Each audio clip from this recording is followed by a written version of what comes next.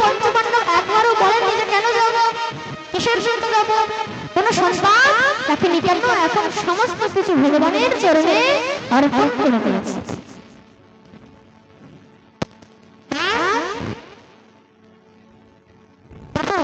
একটা উদাহরণ দিচ্ছি, আপনি কোনো গাড়ির মধ্যে যাচ্ছেন, গাড়ির মধ্যে আপনি পেছনের সিটে বসে রয়েছেন, আপনি একটু চোখ বন্ধ করতে পারেন, আপনি একটু হাত পা এদিকে ওদিকে করতে পারেন, কিন্তু যে ড্রাইভার রয়েছে সে জানে এখন সবার দায়িত্ব আমার ঘাড়ের উপর রয়েছে, সে এখন জেনে গেছে যে আমাকে এখন হাত পা ছড়ালে চলবে না। আপনি চোখ বন্ধ করতে পারেন, আপনি হাত পা ছড়াতে পারেন এদিকে ওদিকে, কিন্তু যদি একবার ড্রাইভার মহারাজ চোখ বন্ধ করে দেয়, একবার ড্রাইভার হাত পা এদিকে ওদিকে ছড়ায়, তাহলে কি হবে? একদম সোজা গোবিন্দায় নমো নমঃ বলিয়ে ভাগবত ভগবান কি তার জন্য বিশ্বাস। গঙ্গার ধারে গিয়েছে, একটু রাতের অবস্থা হয়েছে, তো গাড়ির মধ্যে সেখানে দ্রৌপদী রয়েছে আর পঞ্চ পাণ্ডবের পঞ্চপুত্র শুয়ে রয়েছে। অশ্বত্থামা যখন এসে সঙ্গে সঙ্গে সে পঞ্চপুত্রের মাথা কেটে নিয়ে চলে গেছে। সে এত অন্ধকারের মধ্যে দেখতে পায়নি, সে ভাবছে হয়তো পঞ্চপুত্রকে, সে ভেবেছে পঞ্চপাণ্ডব, মাথা কেটে নিয়ে চলে গেছে। দুর্যোধনের কাছে বলছে এই নেন পঞ্চপাণ্ডবের মাথা। দুর্যোধন বলছে আরে দেখে দেখি ওই সব থেকে মোটা মাথাটা দাও। মোটা মাথা মানে কে? বিপদর ভীম। কেন? ভীমের সাথে ছোট ছোট দুশ্মনী ছিল দুর্যোধন। যখনই মোটা মাথা দিয়েছে একটু চাপ দিতেই চুরমার হয়ে গেছে। দুর্যোধন বলছে না না ভীমের মাথা হতে পারে না, যেই ভীমের মাথায় আমি আসমন গদা দিয়ে প্রহার করেছি তার একটা চুল পর্যন্ত বাঁকা হয়নি, আর আজকে একটু চাপ দিতে চুরমার হয়ে গেল। না না এ হতে পারে। যখনই বলে পরে একটু আলোর মধ্যে নিয়ে এসছে, দেখছে তো পঞ্চপাণ্ডবের মাথা নয়, পঞ্চপুত্রের মাথা। সঙ্গে সঙ্গে সেখানেই মূর্ছিত হয়ে পড়ে গেলেন। আরে কুলাঙ্গার, তুই তো আমার পুরো বংশই নষ্ট করে দিলি, তুই তো আমার পুরো বংশ নষ্ট করে দিলি। তুই যদি পঞ্চপাণ্ডবের মাথা নিয়ে আসতিস আমি খুশি হতাম, কিন্তু তুই তাদের পুত্রের মাথা নিয়ে আসছিস। আমরা যদি মরেও যাই তাহলে আমাদের ভাইয়ের পুত্র, ভাতৃ পুত্র আমাদের নামে পিণ্ডদান করবে। বেরিয়ে যায়, সঙ্গে সঙ্গে সেখানে মূর্ছিত হয়ে এবার ওইদিকে সকাল হতেই মহারাজ সব কান্নাকাটি শুরু হয়ে গেছে। দ্রৌপদী মহারাজ বুক পিটিয়ে পিটিয়ে কাঁদছে। অর্জুন বলছে কি হয়েছে? জানে রাতের মধ্যে কেউ এসেছিল, ভালো করে দেখতে পাইনি, আমার পঞ্চপুত্রের মাথা কেটে নিয়ে চলে গেছে। যখন অর্জুন নিজের গান্ডীব হাতে নিয়ে প্রতিজ্ঞা করলেন যতক্ষণ পর্যন্ত না আমি তাকে ধরে নিয়ে আসবো, বন্দী বানিয়ে নিয়ে আসবো, ততক্ষণ পর্যন্ত নিজের মুখও দেখাবেন। সঙ্গে সঙ্গে বেরিয়ে পড়লেন। অশ্বত্থামা যখনই দেখেছে আমাকে তাড়া করছে, আরো বেশি দৌড়াতে লেগেছে। যখন চার ছাড়ছে না, যুদ্ধ লাগিয়ে দিয়েছে। যুদ্ধের মধ্যে অশ্বত্থামাকে পরাস্ত করে তাকে বন্দী বানিয়ে নিয়ে এসছে। তখনই বন্দী বানিয়ে নিয়ে এসছে, বলছে বলো দ্রৌপদী কি করা যায়, কি শাস্তি দেওয়া যায় তুমি বলো। দ্রৌপদী বলছে তাকে ছেড়ে দে। প্রথমে তো একজন ব্রাহ্মণ, সব থেকে বড় হচ্ছে ব্রহ্মহত্যার দর্শন তো অনেক খারাপ জিনিস, তার উপর আপনি ছেড়ে দিন। ওইদিক থেকে ভীম গর্জনা করে বলছে, আরে অর্জুন, তুমি কার কথা শুনছো? এর 5 পাঁচটি পুত্র মরে গেছে, তার কি আর মাথা ঠিক হয়েছে? মেরে ফেলো এই দুষ্ট। যখন যুধিষ্ঠির বলছে, আরে দাঁড়াও দাঁড়াও, একবার মধুসূদন রয়েছে, তাকে তো একবার জিজ্ঞাসা করে নি। বলছে, হে কমলনয়ন, আপনি কৃপা করে বলুন কি করা যায়? দেখো, সংসারের মধ্যে বৃদ্ধ হত্যা, গো হত্যা এগুলো কিন্তু কখনোই করা উচিত নয়, কিন্তু সেই ব্রাহ্মণ যদি আততায়ী হয় তাহলে সেই ব্রাহ্মণকে এক মুহূর্তের জন্য বেঁচে রাখা উচিত নয়, সঙ্গে সঙ্গে তাকে মেরে ফেলা উচিত। অর্জুন বুঝে গেলেন যে মারাও যাবে না আর ছাড়াও তাহলে তাকে অপমান করে রাখতে হবে, অপমান করে রেখে দেবো। তাহলে সম্মানী মানি দায়ী থেকে যদি অপমানই করা হয়ে যায় তাহলে সেটাই কিন্তু তার কাছে মৃত্যুদণ্ডের সমান, সেটাই তার কাছে মৃত্যুদণ্ডের সমান। কি করলেন? মস্তক মুন্ডন করে দিলেন। মস্তক মুন্ডন করে তার মাথার মধ্যে একটা মণি ছিল, সেই মণিকে হরণ করে নিলেন। প্রেম সে বলো রাধে রাধে।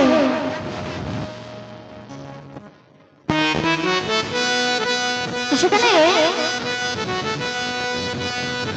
তারা সেই মণিকে হরণ করে তাকে ছেড়ে দিলেন। এবার অশ্বত্থামা প্রতিশোধের যারাই মহারাজ চলছেন, তখন অনেকদিন হয়েছে তো দ্বারকাধীশকে এবার সবাই বিদায় করতে যাচ্ছে। দ্বারকাধীশকে যখন বিদায় করতে যাচ্ছে এদিকে অশ্বত্থামা দেখছে এখন তো খুব ভালো সুযোগ, কেন সবাই দ্বারকাধীশ যখন বিদায় করতে গেছে মহলের মধ্যে বাড়ির মধ্যে শুধু অভিমন্যুর স্ত্রী উত্তরা একাই রয়েছে। এখন গর্ভের মধ্যে সন্তান রয়েছে, তাহলে এখন তাহলে মেরে দিই ব্রহ্মাস্ত্রের তেজ, মেরে দিই তাহলে আর পাণ্ডবের বংশ বাড়বে না। সঙ্গে সঙ্গে কি করলেন? ব্রহ্মাস্ত্রের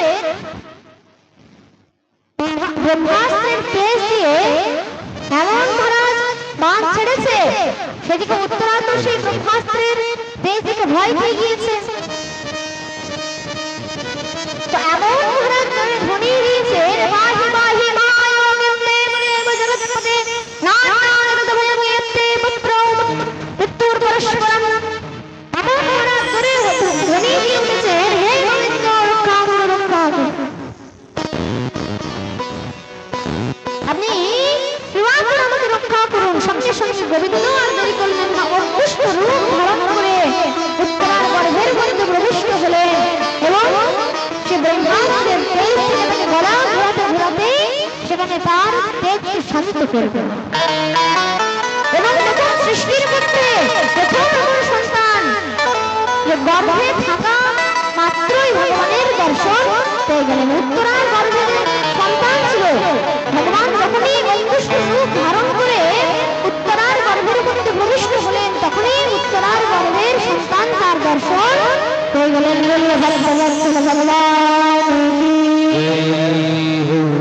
এইভাবে ব্রহ্মাস্ত্রের তেজ থেকে তাকে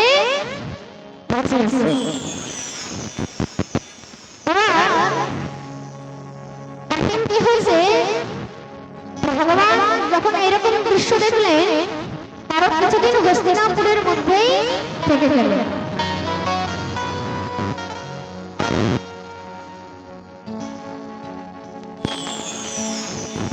এবার একদিন ভগবান সবাই রাতের মধ্যে শুয়ে রয়েছে, রাতে দেখছে যে সবাই তো ঘুমিয়ে গেছে, কিন্তু যুধিষ্ঠির এখনো ঘুমায়নি। সে তার মনের মধ্যে বিষাদ রয়েছে। মন দিয়ে শুনবেন মায়েরা, এখন যুধিষ্ঠিরের মনের মধ্যে বিষাদ রয়েছে। যুধিষ্ঠিরকে বলছে, কি হয়েছে যুধিষ্ঠির, তুমি এই এখনো ঘুমাতে যাওনি? প্রভু, আমার মনের মধ্যে বিষাদ রয়েছে, আমার মনের মধ্যে খুব কষ্ট রয়েছে। কিসের কষ্ট? এত বড় যে যুদ্ধ হলো, সে যুদ্ধের মধ্যে সব আমাদের আপনজন ছিল। এই যে কুরুক্ষেত্রের যুদ্ধ না, এটা কিন্তু পারিবারিক যুদ্ধ ছিল। এই যুদ্ধের মধ্যে ভারতের 90% রাজারা আসেনি।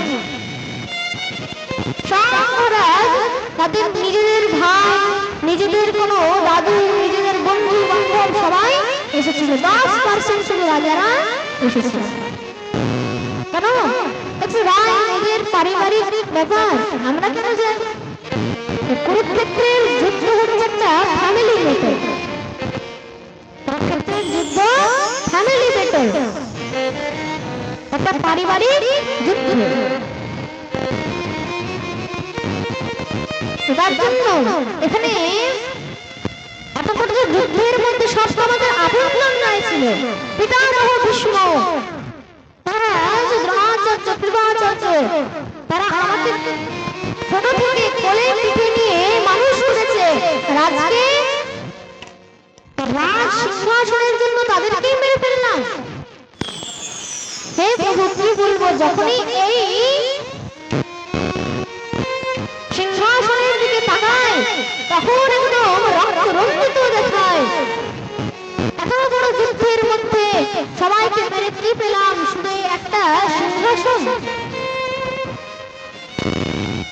আর কিছু পাইনি। না না, ভগবান দেখলে দেখুন, এখানে কিন্তু যুধিষ্ঠির বুঝছে না। ভগবান বলছেন, দেখো বোঝার চেষ্টা করো। যতই আপনজন হোক না কেন, যখন কেউ অধর্মের পথে চলবে তাকে এক মুহূর্তের জন্য বাঁচানো উচিত নয়, তাকে মেরে ফেলা উচিত। যুধিষ্ঠির বলছে, দেখো গোবিন্দ, তুমি আমার মনের কথা বুঝবে না, মনের দুঃখ বুঝবে না। ভগবান কি করলেন? ভগবান বলছেন, দেখুন, বোঝানো তাকে চায় যে বুঝতে চায়, যে বুঝতে চায় না তাকে বোঝানো যায় না। কিন্তু ভগবান কিন্তু জানেন, ভগবান দেখলেন একে যদি ছেড়ে চলে যায়, কোন মানুষ যখন খুব ডিপ্রেশনের মধ্যে থাকে, যখন খুব তার মধ্যে চাপ থাকে, তখন কিন্তু তাকে ছাড়া উচিত নয়। কেন? এখন মহারাজ তার উপর দিয়ে অনেক বড় ঝড় গেছে, তাকে এক মুহূর্তের জন্য ছাড়া চলে যায়, তাহলে সে এক মুহূর্তের মধ্যে কি করে বসবে? কেউ কিন্তু সেটা জানে না। তো যুধিষ্ঠিরকে ছাড়ে না, বাইরে যাবেন না, আর একটু পরে কথা বিশ্বাস, আর একটু কি করলেন? দেখো, যুধিষ্ঠিরকে সেখানে কুরুক্ষেত্রের জঙ্গলের মধ্যে নিয়ে গেছে, আর সেখানে মৃত্যু সজ্জার মধ্যে আর পরে দাঁড়াবেন, ঠিক আছে?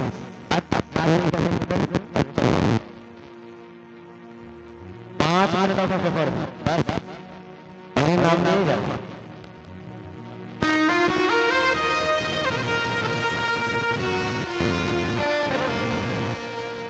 সেখানে পিতামহ ভীষ্মের কাছে নিয়ে গেছে, বলছে, পিতামহ ভীষ্মকে বলছে, খুব কষ্ট হচ্ছে, তাই তো?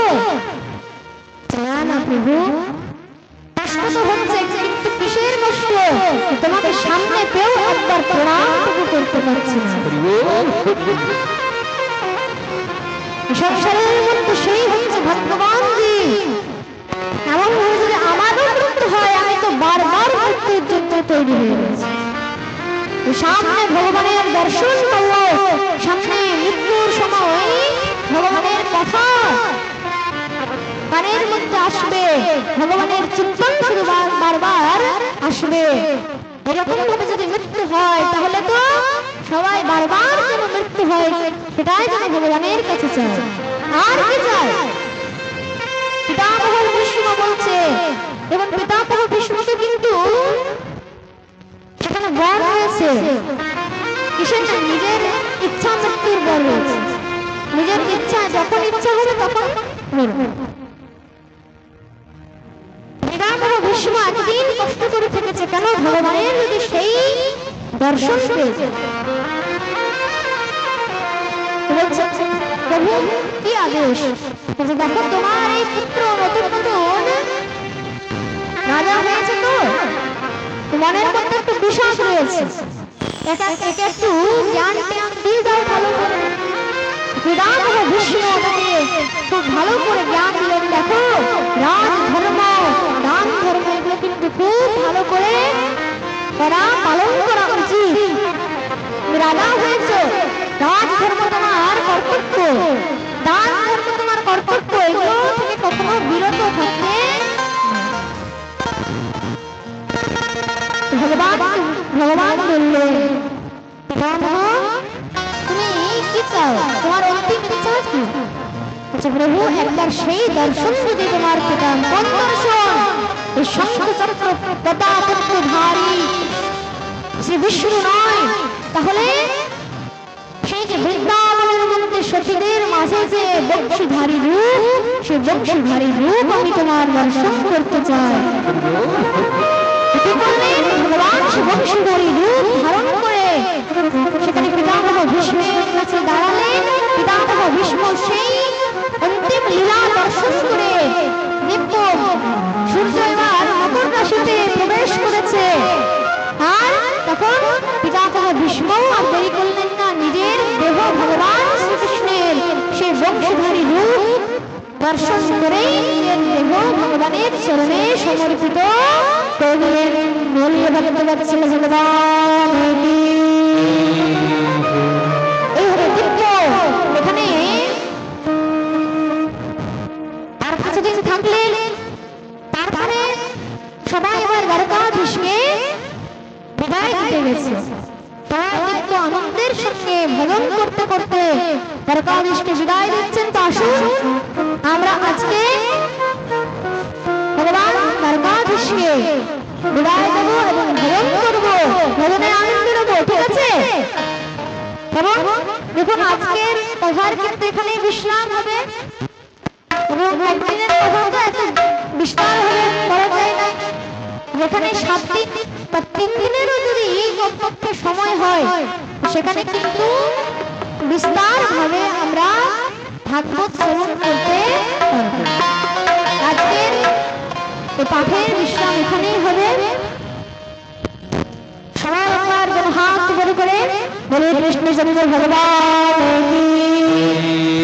সীতা রামচন্দ্র ভগবান রাজদেব ভগবান सुखदेव भगवान की महाराज की श्री सुखदेव भगवान की वृंदावन हरिलाल की नागे बिहारी लाल की श्रीमती राधा रानी सरकार की लखा मैया की गंगा मैया की सरस्वती मैया की लक्ष्मी माता की गो माता अपना अपना गुरु गोसाई की श्री संत सनातन वैदिक धर्म की विसार पुरोहित ग्रामवासी की उद्यत परिवार की जय जय श्री राम भक्त भारत वर्ष की जय जय जय श्री राम भद्राय हरि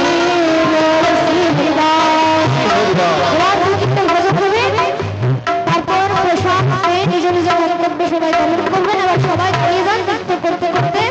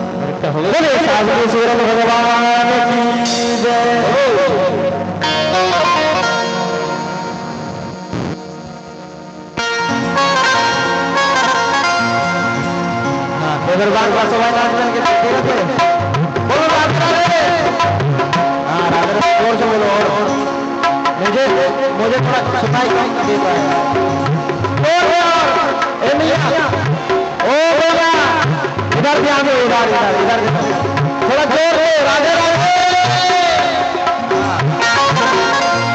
तू हर बोले बोलो कृष्ण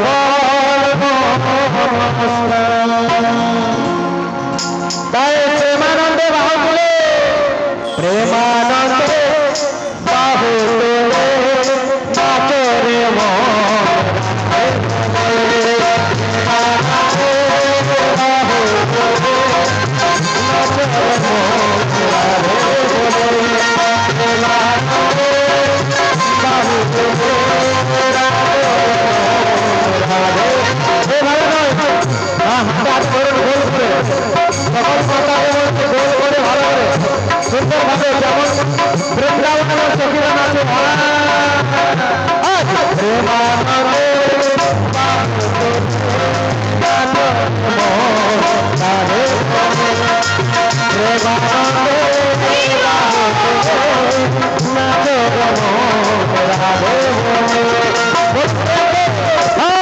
রাধা রাধা রাধা রাধা রাধা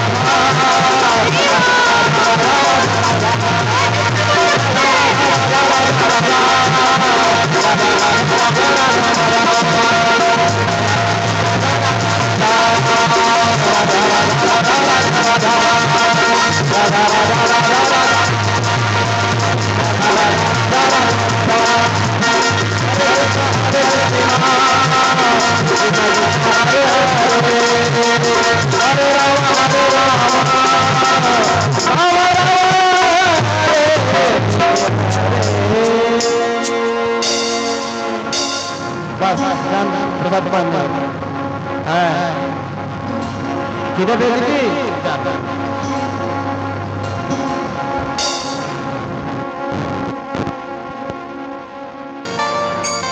स्वामी जय जगदीश हरे हर जनों के संकट पास जनों के संकट करे ओम जय जगदीश हरे ओम जय जगदीश हरे स्वामी जय जगदीश हरे बात जनों के संकट बात जनों के संकट सर्व दूर कर